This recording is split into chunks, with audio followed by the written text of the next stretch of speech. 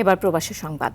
দাম্মাম প্রতিনিধি মুখলেসুর রহমান অভি, কুয়েত প্রতিনিধি জালাল উদ্দিন এবং মালয়েশিয়া প্রতিনিধি এস এ সৌরভের পাঠানো তথ্যচিত্রে প্রবাসের সংবাদ জানাচ্ছেন আব্দুল মালেক।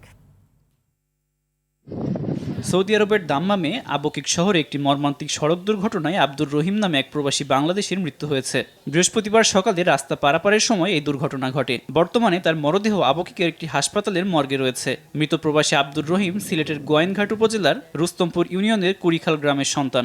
উপার্জনক্ষম ব্যক্তিকে হারিয়ে শোকে স্তব্ধ পুরো পরিবার। এ ঘটনায় প্রবাসী বাংলাদেশিদের মধ্যেও নেমেছে শোকের ছায়া।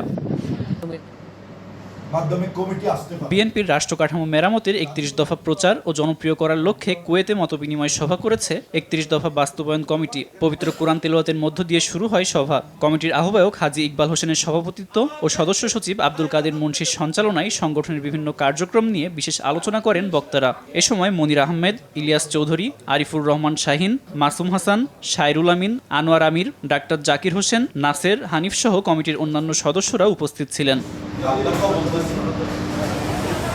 মালয়েশিয়ায় বাংলাদেশ সহ আন্তর্জাতিক শিক্ষার্থীদের উচ্চশিক্ষা সহজ করতে উদ্যোগ নিয়েছে দেশটির অন্যতম স্বনামধন্য পাবলিক বিশ্ববিদ্যালয় সুলতান জয়নুল আবেদিন বিশ্ববিদ্যালয়। এ লক্ষ্যে বাংলাদেশি প্রতিষ্ঠান LEAKL এর সঙ্গে যৌথ চুক্তি সম্পন্ন করেছে বিশ্ববিদ্যালয়টি। নতুন এই চুক্তির মাধ্যমে আবেদন থেকে শুরু করে ডকুমেন্ট প্রসেসিং, ভর্তি, অফার লেটার, ভিসা সহায়তা এবং সময়মতো রেজিস্ট্রেশন পর্যন্ত সমন্বিত নিরবিচ্ছিন্ন সহায়তা পাবে বাংলাদেশি আন্তর্জাতিক শিক্ষার্থীরা। স্বাক্ষর অনুষ্ঠানে উপস্থিত ছিলেন বিশ্ববিদ্যালয়ের স্নাতকোত্তর ডিন প্রফেসর মাইদা, ডাক্তার ইসমুতিয়া সাবিহা এবং ডক্টর ইউসেন্তা বিনতে ইউসুফ। এছাড়া উপস্থিত ছিলেন সংস্থাটির পরিচালক নুরুল জাকারিয়া এবং সিও ইঞ্জিনিয়ার সবুজ হোসেন। তারা campus vibe live lead. Abdul Malek, RTV।